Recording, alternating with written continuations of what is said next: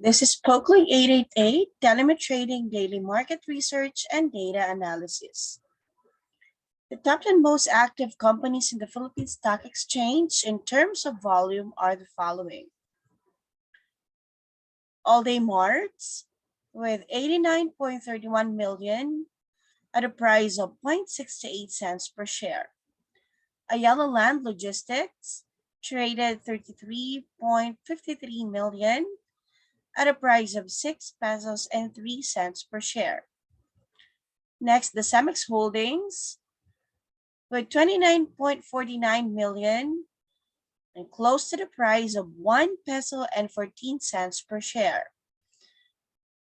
Next, the AC Energy Philippines traded 20.15 million at a price of 10 pesos and 74 cents per share. Then the Mega World traded 13.43 million at a price of 3 pesos and 22 cents per share, followed by the Synergy Grid with a total of 13.31 million at a price of 13 pesos and 90 cents per share. Next, the Metro Pacific Investment traded 8.85 million at a price of 3 pesos and 88 cents per share. Then the Mary Mart with 8.53 million at a price of 2 pesos and 55 cents per share. Next, the BDO Unibank traded 4.36 million at a price of 123 and 50 cents per share. And lastly, the SM Prime traded 4.02 million at a price of 35 pesos and 15 cents per share. And here are the top gainers companies, led by the Dizon Copper Silver with 20.93% gains at a price of 5 pesos and 95 cents per share, followed by the Ace Annexor with 15.26% gains at a price of 37 pesos per share. Next, the Omicol with 14.06% increase at a price of 365 cents per share, followed by the iPeople with 10.34% gains at a price of 7 pesos and 68 cents per share. Next, the Medco with a 10.34% increase at a price of 0.32 or 32 cents per share. Then the Pacifica with increase of 9.83% at a price of 3.24 per share, followed by the Anchorland with increase of 8.33% at a price of 6 pesos and 5 cents per share. Then the Ayala Land Logistics with 6.60% gains at a price of 6 pesos and 3 cents per share. Then the Asia Best Group with 5.26% increase at a price of 6 pesos per share. And lastly, the Dito CME Holdings with 4.88% gains at a price of 6 pesos and 23 cents per share.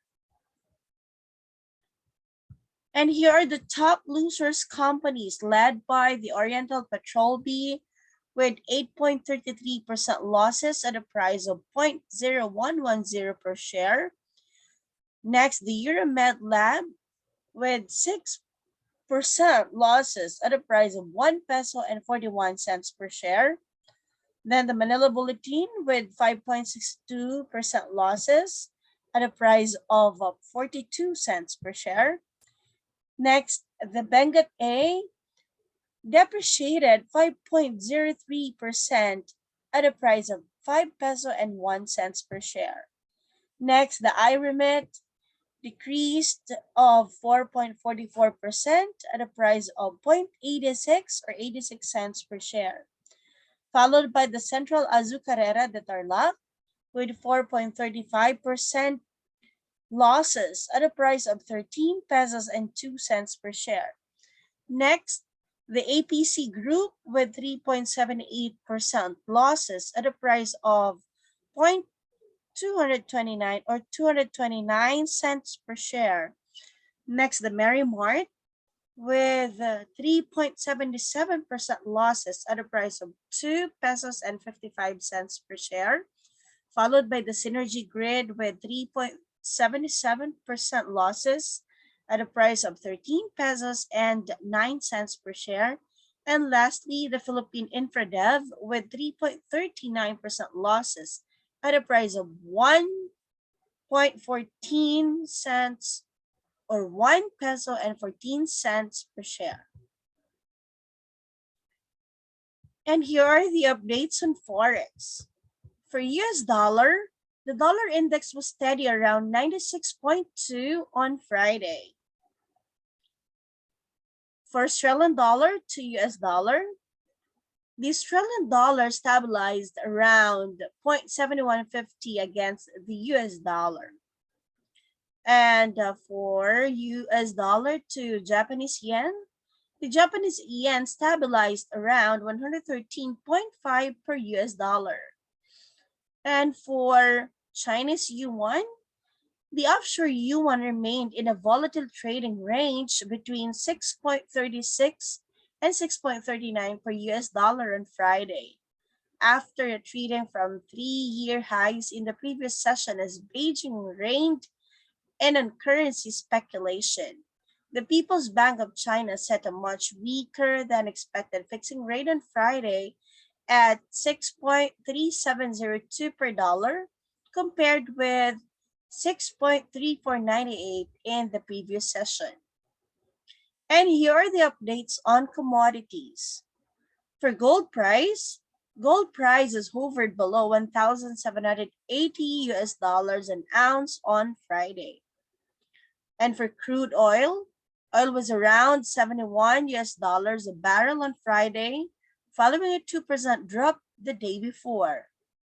And for Brent crude futures stabilized around above 74 US dollar per barrel on Friday after falling almost 2% in the previous session.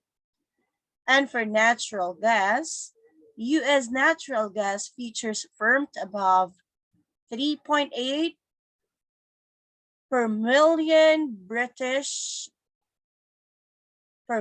US dollar British thermal units, underpinned by higher European gas prices and a large than expected draw in domestic inventories. Government data showed national natural gas stockpiles shrank by 59 BCF in the first week of the month, more than market expectations of a 54 BCF draw. And here are the stock market updates.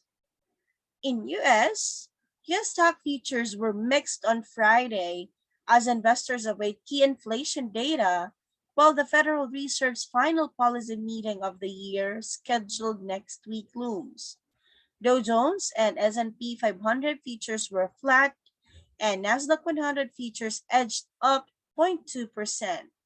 The moves came after the major averages snapped a 3-day win streak, coming off a sharp rebound from Omicron-triggered lows.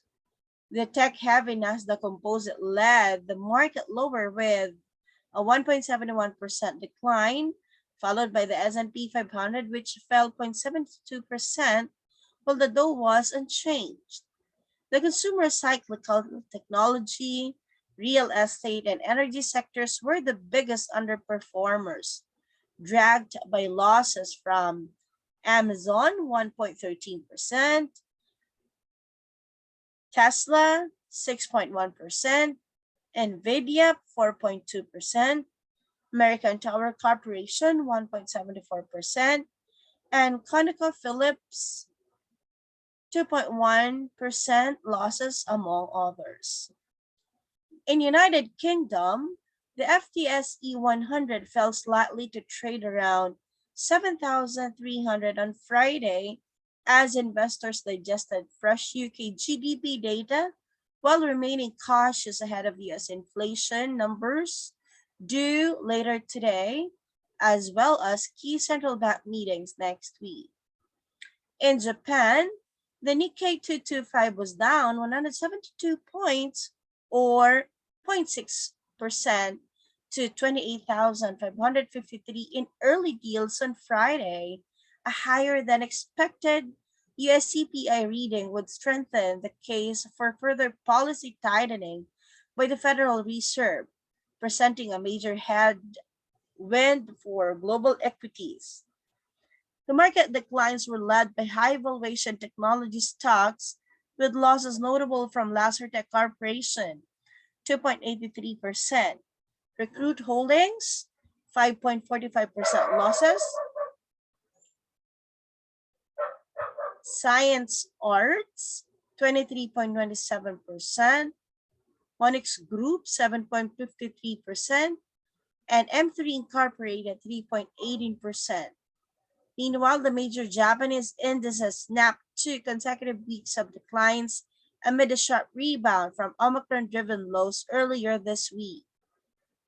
In China, the Shanghai Composite Index fell 0.18% to close at 3,666, while the Shenzhen Component Index lost 0.24% to 15,112 on Friday.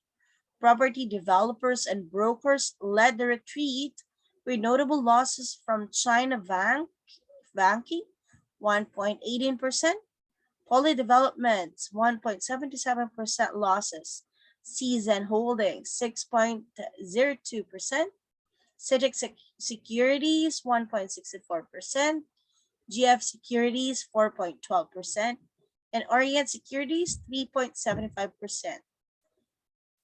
In South Africa, the FTSE or JSE All Share Index was muted on Friday as traders awaited with caution for the key US inflation data later in the session to look for clues on the outlook of monetary policy in the world's largest economy.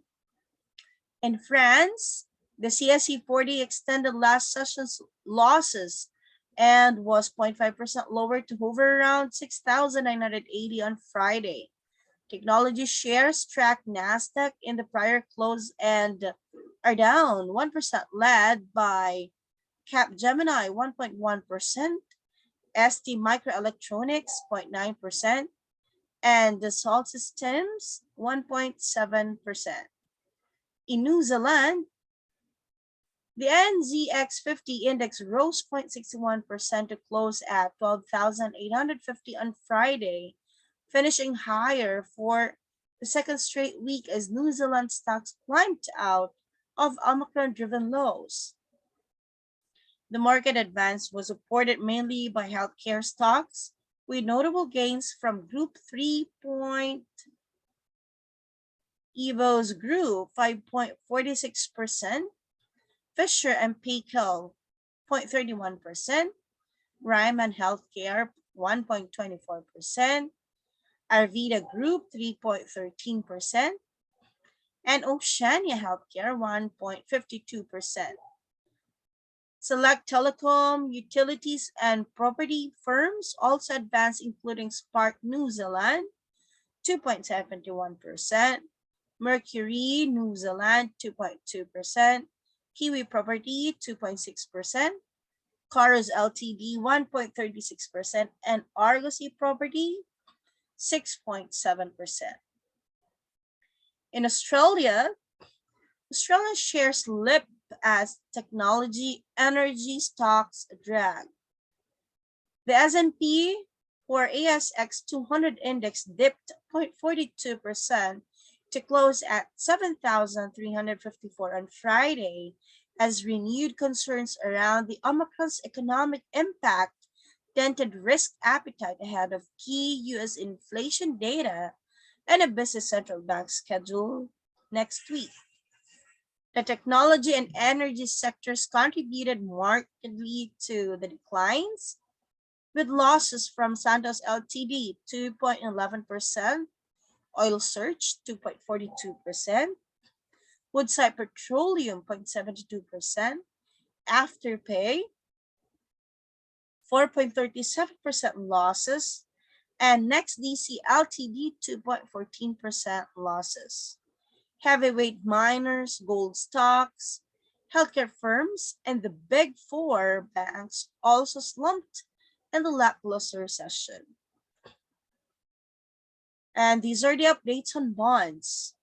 In US, the yield on the benchmark US 10-year Treasury note was slightly higher at 1.51% on Friday as investors await the highly anticipated CPI release later in the day, which will likely show inflation was the highest since 1982 last month, strengthening the case for the Fed to double the pace of taper next week.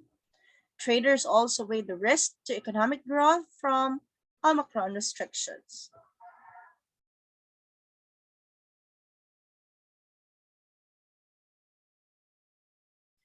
In China, the yield on the benchmark China 10-year government bond dipped towards 2.82%, close to levels not seen since June of last year, following the People's Bank of China announcement that it will cut the reserve ratio requirement by zero point 0.5 percentage points on December 15.